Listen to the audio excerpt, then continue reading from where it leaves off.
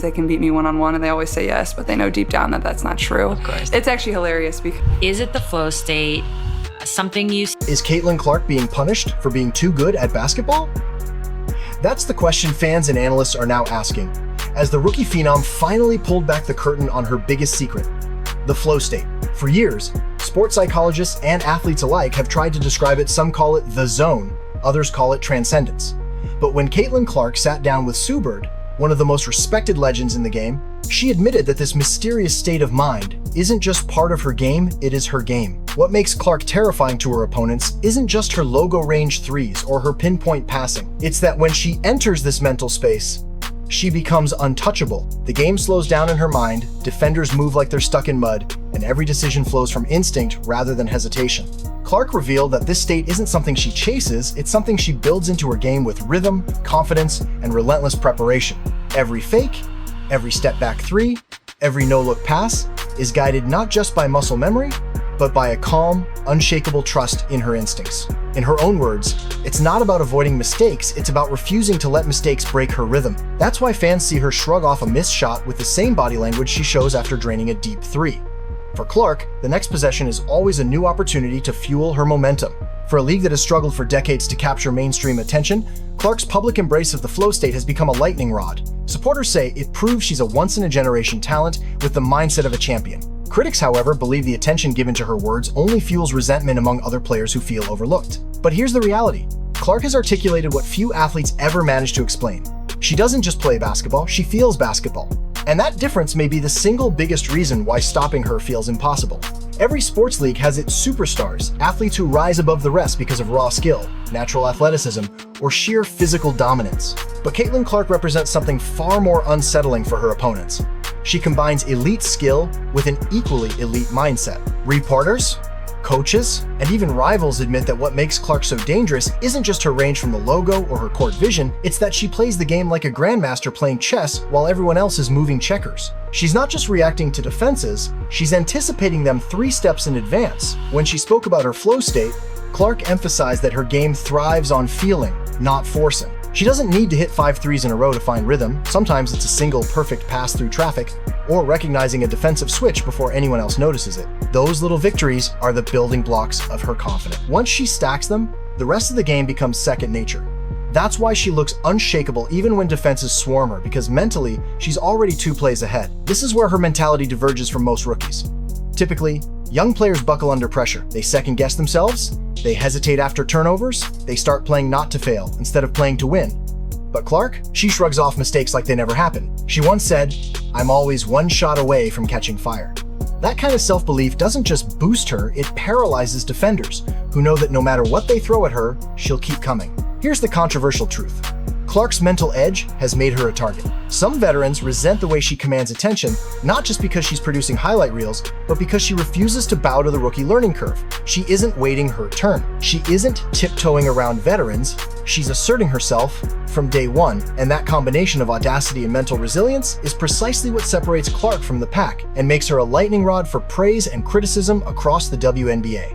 If you ask Caitlin Clark who shaped her approach to the game, she won't hesitate to name names: Stephen Curry and Jimmer Fredette. These 2 shooters, though from different eras and with vastly different careers, left an imprint on Clark's basketball identity that goes far beyond just deep shooting. Clark admitted she grew up watching Curry launch bombs from distances once considered reckless, only to realize that his fearlessness wasn't about showmanship, it was about trust. Every shot, no matter how improbable, was taken with the unwavering belief that the next one would fall. That's the mindset Clark carries into every possession.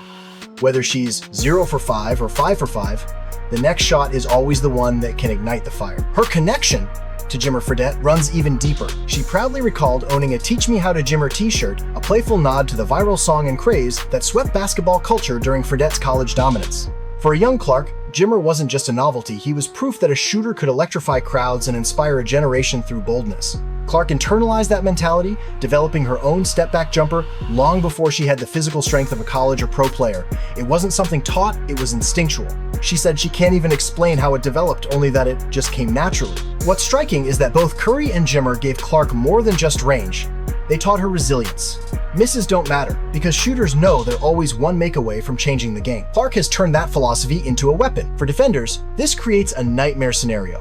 There's no way to rattle her confidence. Fouling her, blocking her shot, even forcing turnovers doesn't break her rhythm. If anything, those moments sharpen her focus. But here's where the controversy emerges.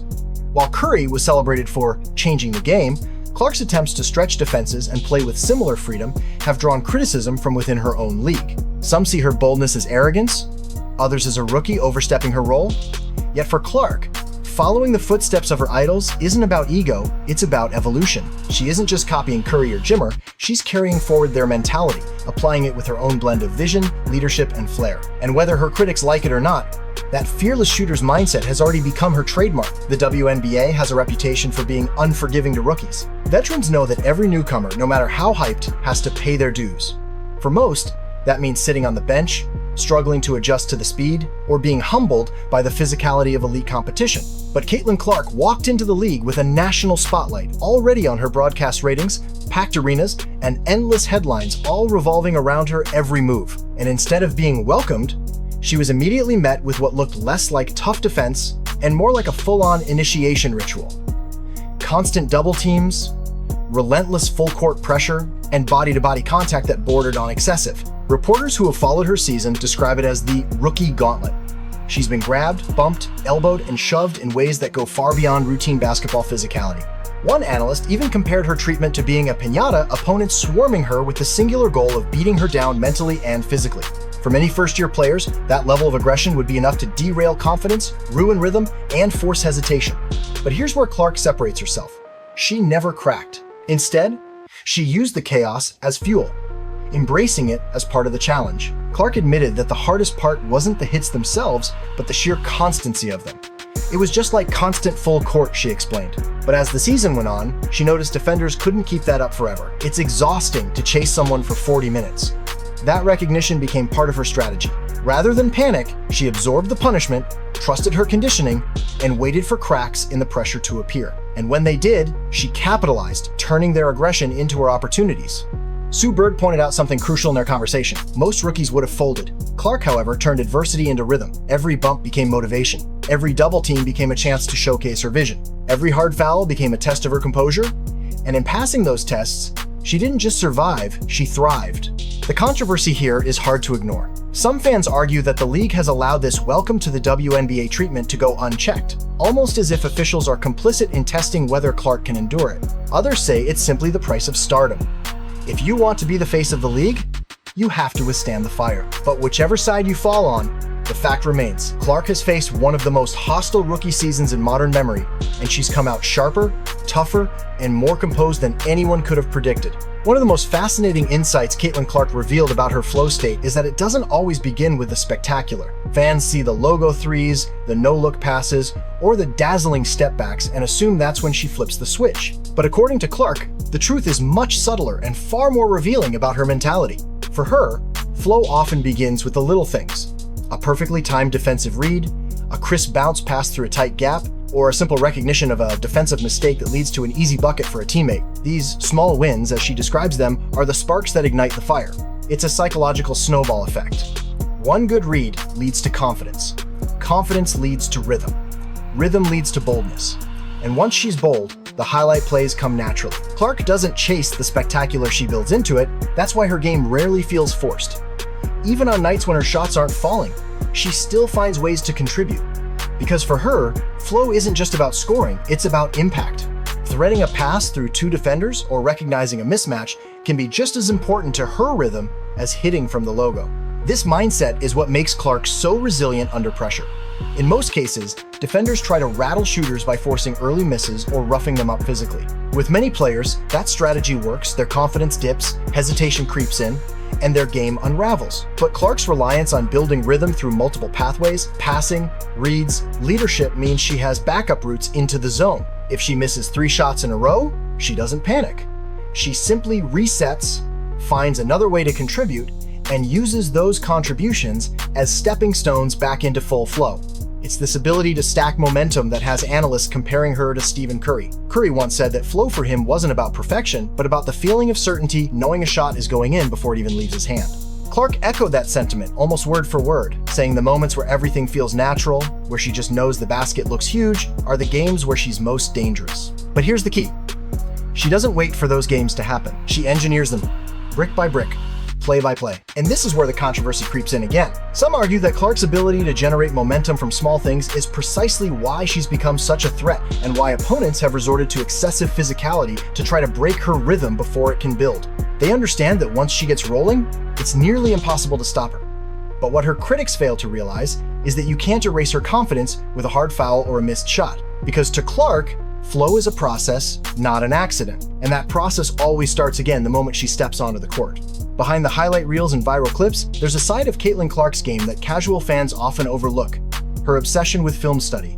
Unlike many rookies who rely primarily on athleticism or raw instinct, Clark has approached her transition to the WNBA like a scholar dissecting a puzzle. She spends hours breaking down her own games, replaying misreads, and analyzing how defenses scheme against her. But she doesn't stop at her own footage. She studies legends like Sue Bird, Diana Taurasi, and Skylar Diggins-Smith, not to copy their moves, but to decode their thought processes. She wants to understand why they make certain decisions, not just how. This intellectual approach is part of what allows her to sustain her flow state under relentless pressure. When defenses trap her at half court or swarm her on drives, Clark isn't just reacting, she's already anticipating those scenarios because she's studied them. Every film session adds another layer to her mental blueprint, allowing her to turn real-time situations into instinctive responses. That's the essence of the zone.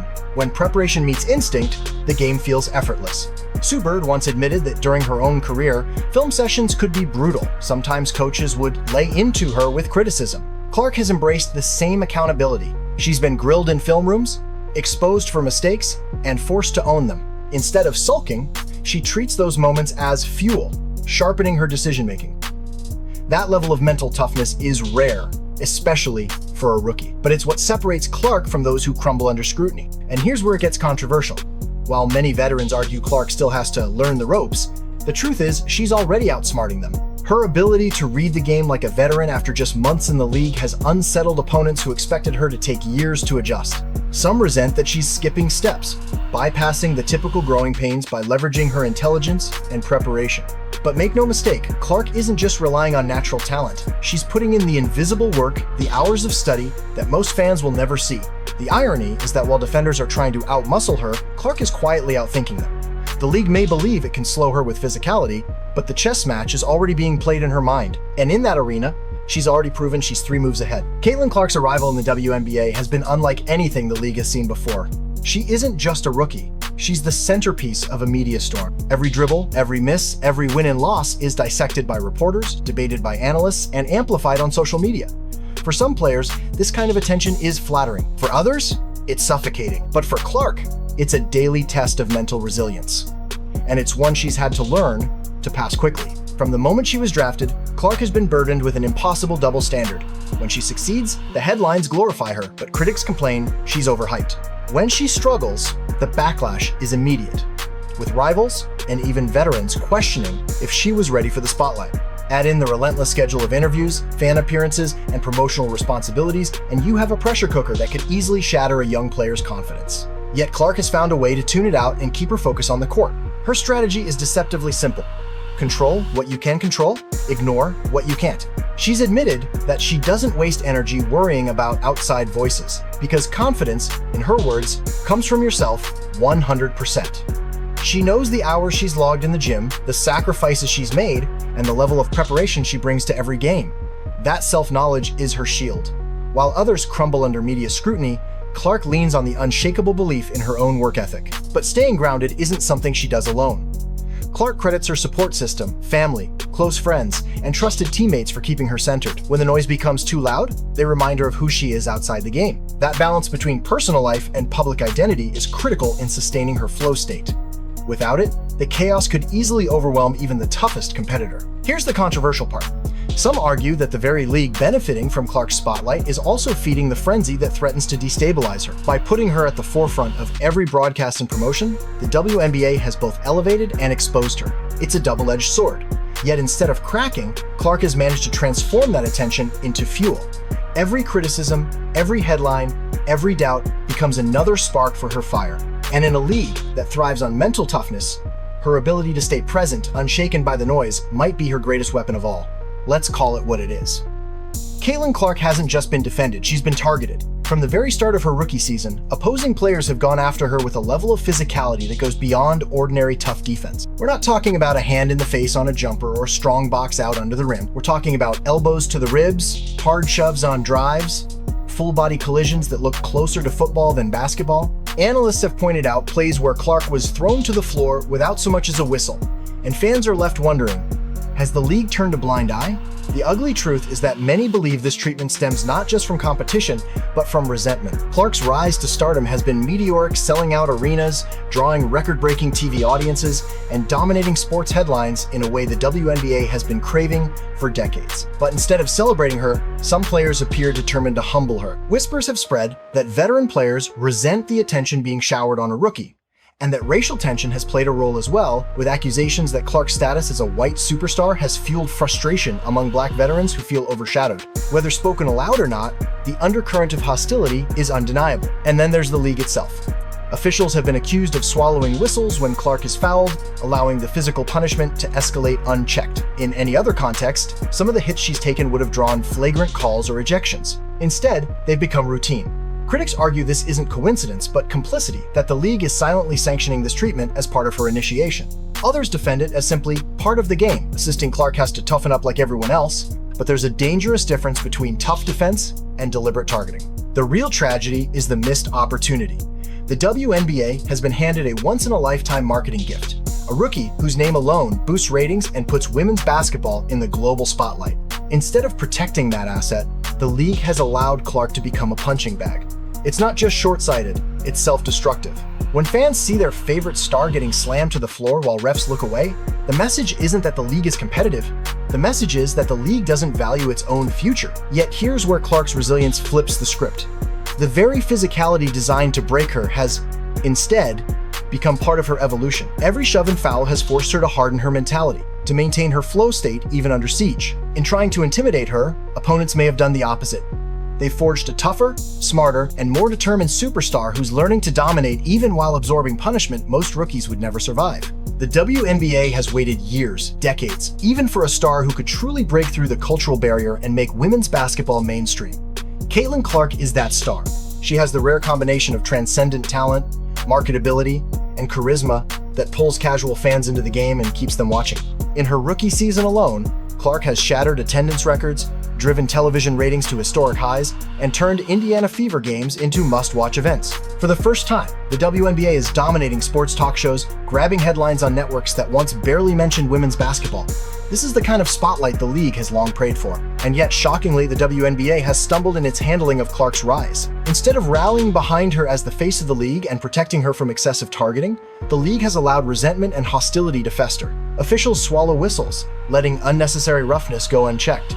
Marketing campaigns seem hesitant, as though afraid to place too much emphasis on Clark for fear of alienating other stars. Rather than embracing her as a bridge to mainstream audiences, the league has treated her success as just another storyline, instead of the revolution it truly is. The consequences of this mishandling are already visible. Fans tuning in for the first time drawn by Clark's brilliance have been appalled to see her shoved to the floor, fouled hard without calls, and treated as if she's a target rather than a treasure. Social media explodes with debates about whether the league is protecting its players or sabotaging its own golden opportunity.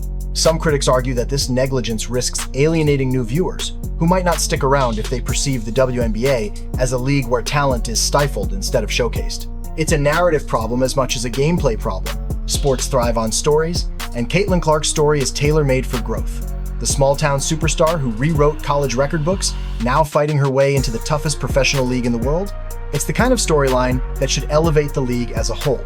Instead, the narrative has become fractured, focusing on controversies, veteran resentment, and debates about earning respect. In other words, the WNBA is letting the conversation drift away from Clark's brilliance and toward drama that undermines its credibility. But here's the twist. Despite the league's failings, Clark continues to rise. She's proven resilient enough to keep shining even without institutional support. In fact, the very adversity the league has allowed has made her story even more compelling. Viewers aren't just watching a star, they're watching a fighter. And that grit, that ability to shine in spite of mismanagement, may ironically make her even bigger than the league itself. The question is, how long can the WNBA afford to mishandle this moment? History shows that windows of opportunity don't stay open forever. The league has been handed its most bankable star since its inception. If it doesn't recalibrate quickly, Caitlin Clark may transcend the WNBA in ways that leave the league chasing after her shadow rather than rising with her. Legacies aren't written in trophies alone. They're carved in the impact a player leaves on the game, on the culture, and on the generations that follow. Caitlin Clark, even at this early stage in her WNBA career, is already reshaping basketball's future. What makes her story remarkable is not just the deep three-pointers that leave crowds gasping, or the assist numbers that rival the greatest playmakers. It's the way she has ignited a cultural shift, forcing conversations about respect, visibility, and the value of women's sports onto the global stage. The truth is, Clark represents more than a superstar athlete. She's a movement.